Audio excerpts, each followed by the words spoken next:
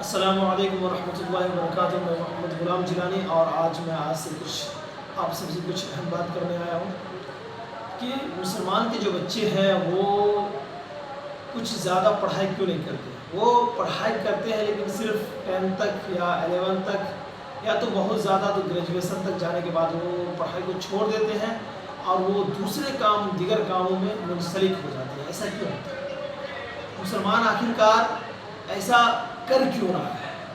مسلمان یہ کیوں نہیں سمجھتا کہ مسلمان قوم جو پوری دنیا میں علم کے مقابلے میں، علم کے معاملے میں سب سے پیچھے ہے؟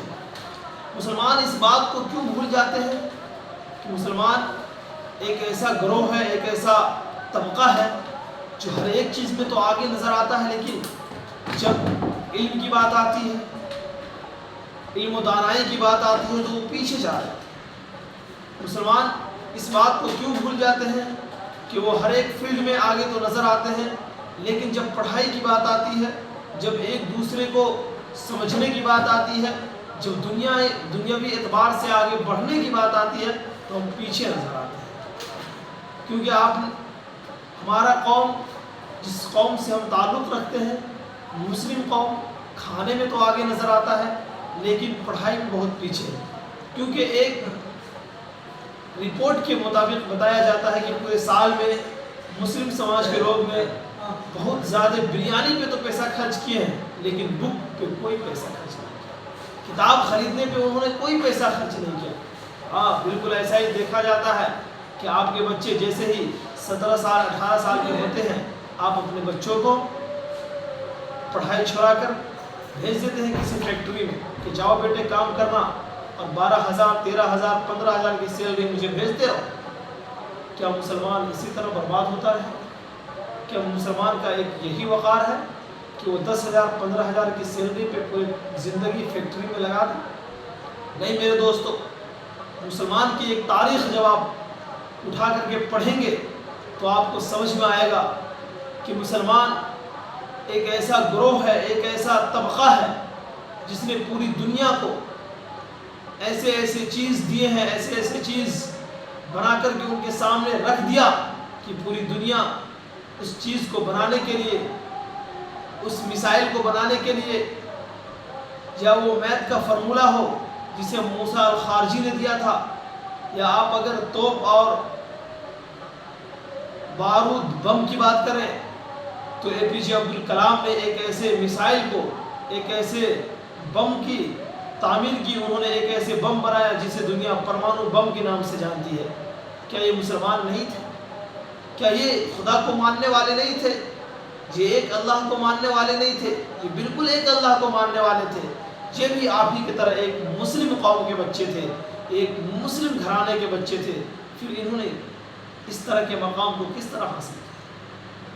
مسلمانوں نے ہر ایک دوڑ میں آگے بڑھے ہیں، آگے بڑھ کر کے انہوں نے دنیا کو کچھ نئے چیز کی طرف، نئے راستے کی طرف لے جانے کا کام کیا، لیکن آج 20ویں صدی کے بعد 21ویں صدی میں جو ہم دیکھ رہے ہیں، یہاں پہ ہماری قوم بہت پیچھے نظر آ رہی ہے۔ جہاں بھی ہم دیکھیں ہمارے بچے نہ مدرسے میں پڑھ رہے ہیں، نہ اسکول میں پڑھ رہے ہیں، نہ کسی کالج میں پڑھ رہے ہیں، بلکہ وہ صرف کچھ دن ادھر ادھر جا کر کے پڑھیں، کم سے کم 10ویں کلاس تک شاید کوئی ہے کوئی بچہ جو 10ویں کلاس سے آگے بڑھتا ہے، نہیں تو 10ویں کلاس تک پڑھ لیے، 11th کر لیے، 12th کر لیے، اس کے بعد کوئی فیکٹری میں کام کرنے چلے، کسی جگہ مزدوری کرنے چلے گئے، سعودی چلے گئے۔ کیا مسلمان اسی طرح سعودیوں کو، سعودی عربیہ والے کو کا غلام بنتا رہے گا؟ کیا مسلمان اسی طرح کسی فیکٹری کی زینت بنتا رہے گا؟ کیا مسلمان کی زندگی یہیں پہ ختم ہے؟ اس لیے تو مسلمان کو کہا جاتا ہے کہ یہ لوگ پینچر بنانے والے ہیں۔ بتاؤ اس طنزیہ جملے کو ہم کب تک برداشت کریں گے؟ کب تک ہم پینچر بنانے والے رہیں گے؟ کب تک ہمارے لوگوں کا مذاق اڑایا جائے گا؟ مسلمانوں، ہمیں اور آپ کو آگے بڑھنے کی ضرورت ہے، ہمیں اور آپ کو علم کی طرف توجہ دینے کی ضرورت ہے۔ ہم اپنے بچوں کو اتنا آگے بڑھائیں کہ کل کے دن میں کوئی یہ نہ کہہ سکے یہ پینچر بنانے والے کے بچے ہیں، یا پینچر بنانے والے ہیں، بلکہ لوگ یہ شان سے کہیں کہ یہ مسلمان کے بچے ہیں اور ان کے اندر علم و صلاحیت کی کوئی کمی نہیں ہے۔ یہ مسلمان ہی ہوتے ہیں جو پہلے بھی دنیا کو ایک اچھے راستے کی طرف لے گئے تھے اور آج بھی لے کر کے جا رہے ہیں۔ دیکھیے کوئی چیز، کوئی پروڈکٹ اگر خراب ہو جاتا ہے، کوئی سامان کہیں خراب ہو جاتا ہے تو اسے پھینک دیا جاتا ہے۔ کسی دکان میں کوئی چیز اگر خراب ہو جائے تو اسے اس دکان سے نکال کر کوڑے دان میں رکھ دیا جاتا ہے۔ ایسا کیوں؟ کیونکہ وہ خراب چیز جو دوسرے چیز اچھے ہیں، جو دوسرے پروڈکٹ بہتر ہیں، اس کو بھی وہ خراب کرے گا۔